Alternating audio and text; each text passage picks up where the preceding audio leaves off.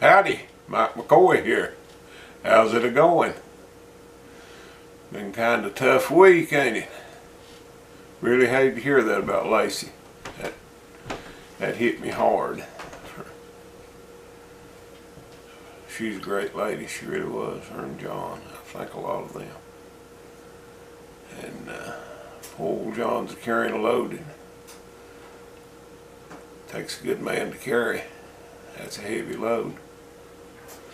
I can honestly say the worst I've ever been scared in my life is when Mary Ruth had Chad. She hemorrhaged, and I just knowed she was going to die. And just the thoughts of having a 1-day-old and a 3-year-old child with no mama absolutely terrified me. And I really feel for John for that. But that's all we can do is feel for him right now. Let him know we're here.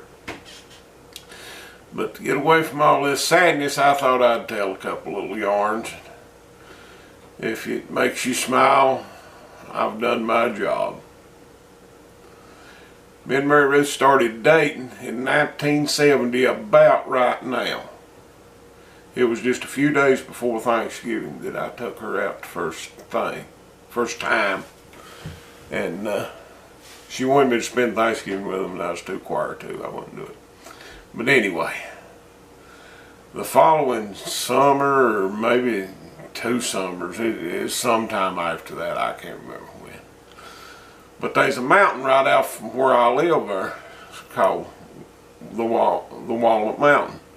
And young people would go up there and park for it's real remote, and you know, we could pitch woo and all that stuff. And me and her's heading up through there. Well, the old guy that lived right down at the mouth of it there, he had this pet black snake. And he didn't actually pet it, but it stayed in his barns. He was a farmer. And nobody is allowed to kill that snake. For he liked it to be in his barn. He had a big red barn up there, and that's where it stayed, and he kept the rats down. Well, we was going around through there, and I'm almost certain it was that snake laying in the road. For that thing was huge. I mean, we're talking 6 foot or better, probably between 3 and 4 inches through. It was a huge snake. And Mary Ruth seen that, and she sounded like a mouse squeaking, you know. I said, I'm going to catch that thing. I had an old 68 Chevelle Super Sport, the 4-speed transmission. I jobbed on the brakes. And I was just going to act like I was going to open the door, you know, and scare her. Well, I opened the door, and when I did, that snake raised up between the seat and the door. And it was so big, I swear I believe it looked me in the eyeball. I dropped the clutch on that thing, gravel fell for 10 minutes. I ain't never been as happy to get away from anything in my life.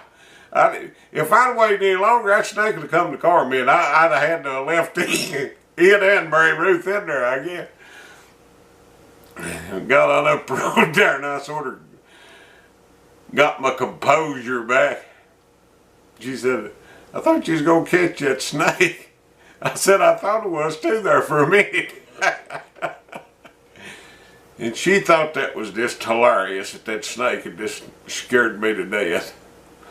And I was trying to act all macho after that, but she seen right through me. That thing was huge. It could have took an arm off. And this other story, it's happened probably about that same time period. It was a long time ago. I know it was at least 45 years ago. But these 3 guys I growed up with, and I know them all 3. Let's say, we'll call them Bill, Bob, and Tom. Bill was the youngest. He was probably 10 years younger than Bob and Tom. Bob had just went through a terrible divorce. He was just heartbroken. His wife had left him.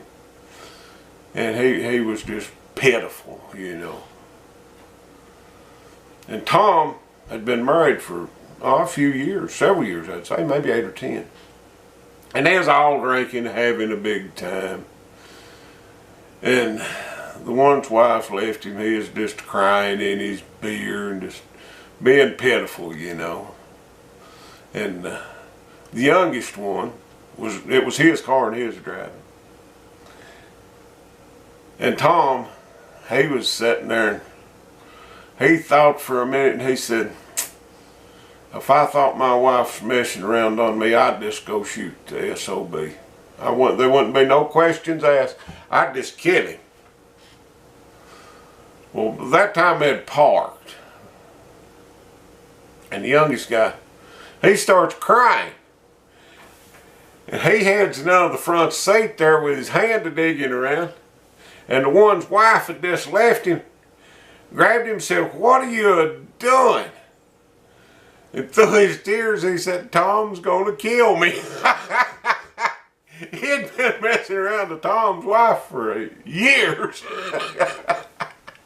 And I don't think Tom ever caught on to what he was saying. If he did, he didn't let on. But he just knowed he was going to be killed. He kept old pistol on that front seat, and if he could have got to it, he would have probably shot Tom dead right there because he thought he was going to get killed. But that's a couple little funny stories. I thought I'd pass them on, try to make a little light in these tough times.